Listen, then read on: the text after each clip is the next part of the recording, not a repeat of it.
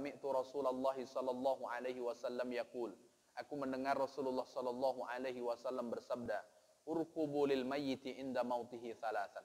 Kalau engkau mendengar seseorang itu wafat, maka perhatikanlah 3 hal pada orang yang sedang wafat tersebut.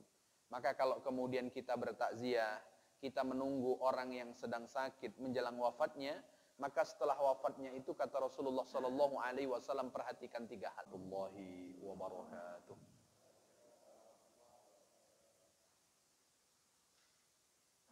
Alhamdulillahilladzi amarana bisdiyadi bittaqwa.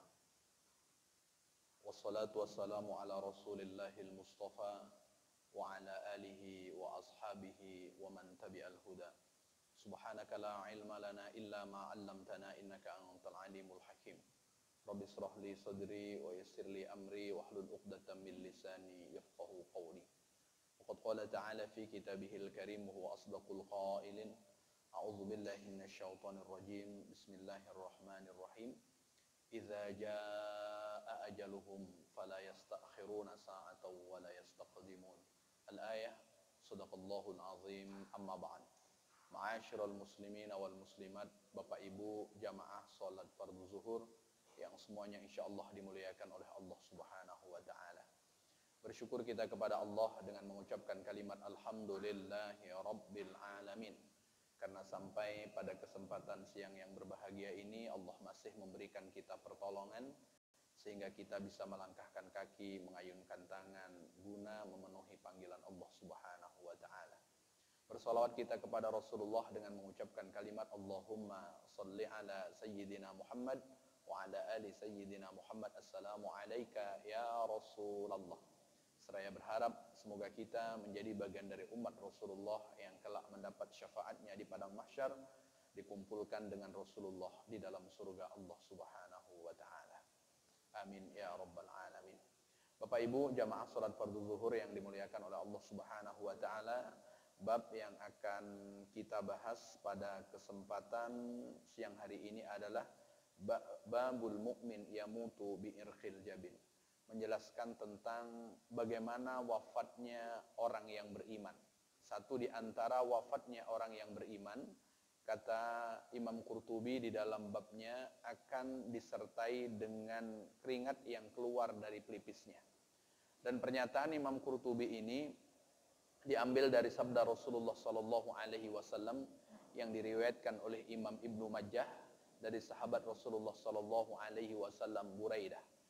Anna Nabiyya sallallahu alaihi wasallam qala, sesungguhnya Rasulullah sallallahu alaihi wasallam bersabda, al-mu'minu yamutu bi irqil jabin. Orang beriman kalau dia wafat akan disertai dengan keluarnya keringat dari keningnya, keluarnya keringat dari pelipis. Itu tanda di antara ciri-ciri bahwa orang ketika meninggal itu dalam keadaan beriman. Satu di antara doa yang kita minta kepada Allah Subhanahu wa taala agar kita keluar dari dunia ini dalam keadaan beriman. Makanya ya muqallibal qulub, wahai Allah yang membolak-balikkan hati, sabbit qalbi ala dinik, teguhkanlah hati ini di atas agamamu sehingga kita wafat dalam keadaan beriman. Maka kalau orang wafat dalam keadaan beriman, satu di antara ciri-cirinya ketika baru wafat itu akan disertai dengan keluarnya keringat dari pelipisnya atau keluarnya keringat dari keningnya. Lalu kemudian hadis Rasulullah Shallallahu Alaihi Wasallam ini juga senada dengan hadis yang lain yang diriwayatkan oleh Salman Al-Farisi rahimahullah. Salman Al-Farisi radhiyallahu an ini juga sahabat Rasulullah, orang Persia. Lalu kemudian dia mengatakan, sami'tu Rasulullah sallallahu alaihi wasallam yaqul, aku mendengar Rasulullah sallallahu alaihi wasallam bersabda, urqubu lil mayyiti inda mautihi thalathan. Kalau engkau mendengar seseorang itu wafat, maka perhatikanlah 3 hal pada orang yang sedang wafat tersebut. Maka kalau kemudian kita bertakziah, kita menunggu orang yang sedang sakit menjelang wafatnya, maka setelah wafatnya itu kata Rasulullah sallallahu alaihi wasallam perhatikan 3 hal. Apa 3 hal yang Rasulullah sallallahu alaihi wasallam menganjurkan kita untuk kemudian memperhatikannya? Yang pertama, in rasyakha jabinu. Yang pertama, lihat keningnya. Apa kaitannya kening yang kemudian perlu kita lihat? Yang kita lihat mengeluarkan keringat atau tidak di bagian keningnya atau kemudian di pelipisnya. Itu yang pertama, Rasulullah Shallallahu Alaihi Wasallam menganjurkannya. Kalaulah seandainya orang meninggal, setelah meninggalnya, setelah nyawa terpisah dengan raga, lalu kemudian diiringi dengan keluarnya keringat dari pelipis atau keningnya, ini menunjukkan satu di antara yang dinyatakan oleh Rasulullah sebelumnya, bahwa meninggalnya dalam keadaan beriman. Tak ada satupun di antara kita yang tak ingin ketika wafat nanti dalam keadaan beriman. Ketika wafat nanti dalam keadaan muslim. Itu di antara yang kemudian kita inginkan.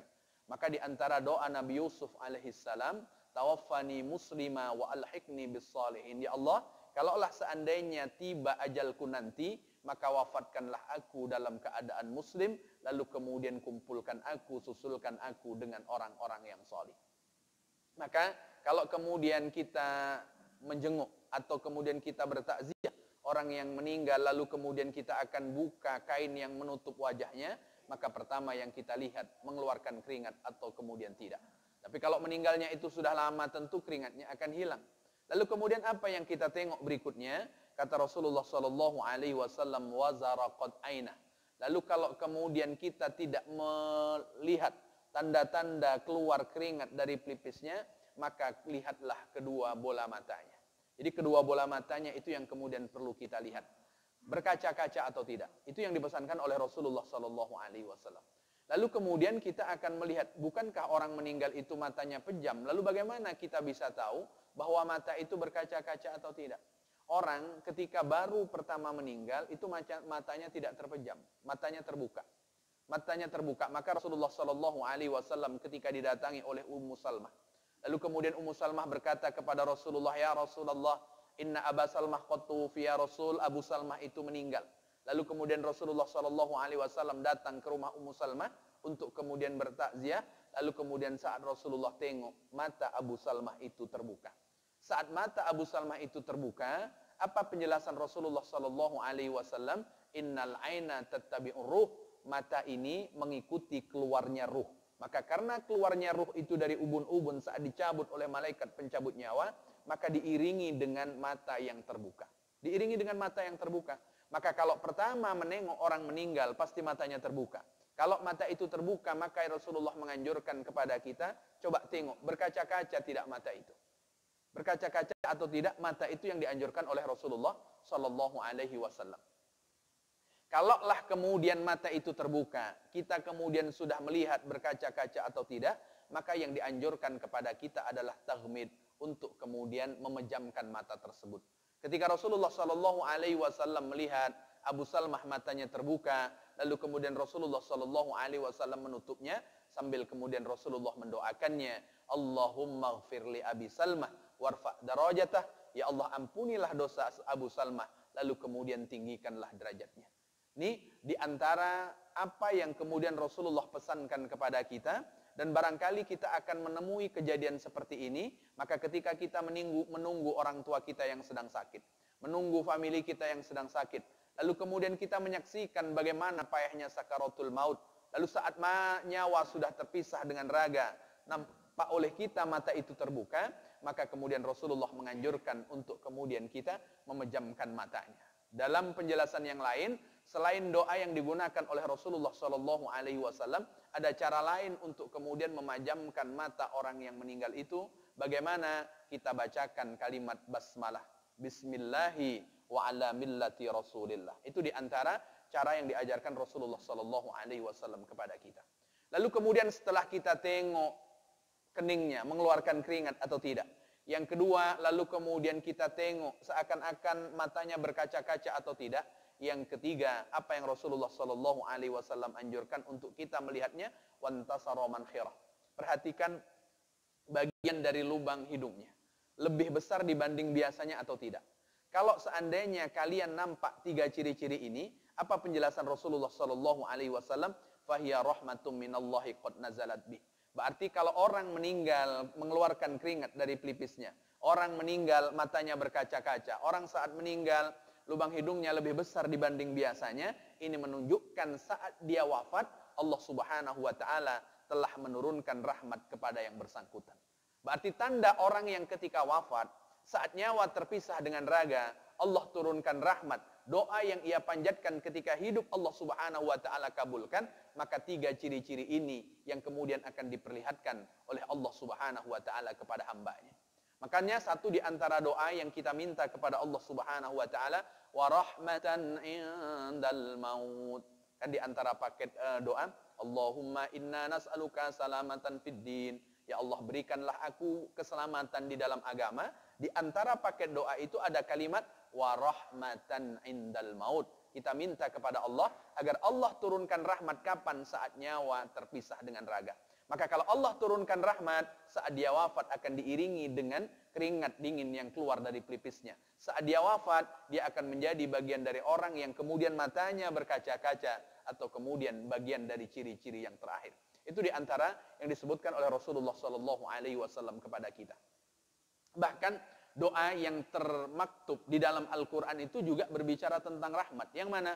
Rabbana la tuzigh qulubana ba'da idh hadaitana wa hab lana min ladunka rahmah.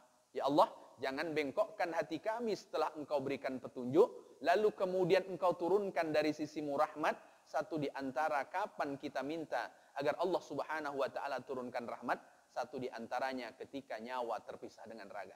Kalau Allah Subhanahu wa taala sudah menurunkan rahmatnya, maka wafatnya dalam keadaan husnul khatimah, satu di antara ciri-ciri orang yang ketika meninggal dalam keadaan baik.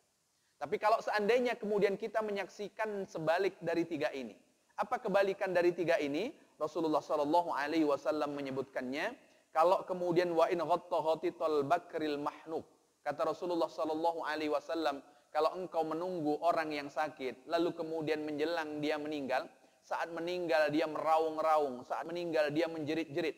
Kan ada di antara orang ketika meninggal itu menjerit, meraung karena merasakan sakitnya bagaimana nyawa terpisah dengan raga.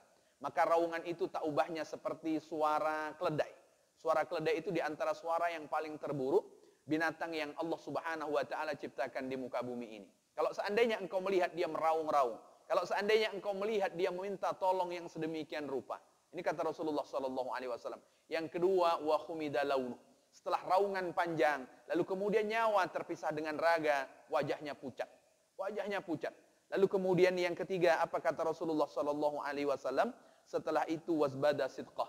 Lalu kemudian kedua belah bagian mulutnya itu mengeluarkan buih. Kalau engkau nampak 3 ciri-ciri ini. Yang pertama, dia meraung-raung yang sedemikian rupa.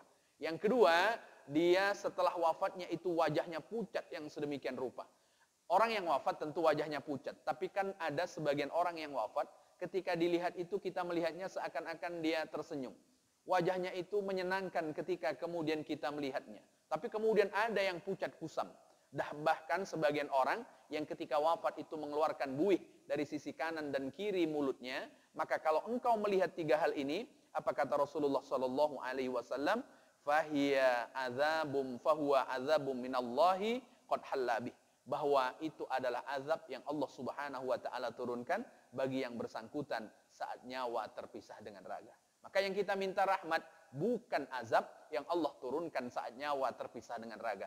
Apa bukti Allah turunkan azab saat nyawa terpisah dengan raga? Dia meninggalnya payah. Karena payahnya dia meninggal lalu kemudian dia meraung, menjerit. Itu di antara yang Rasulullah SAW sebutkan.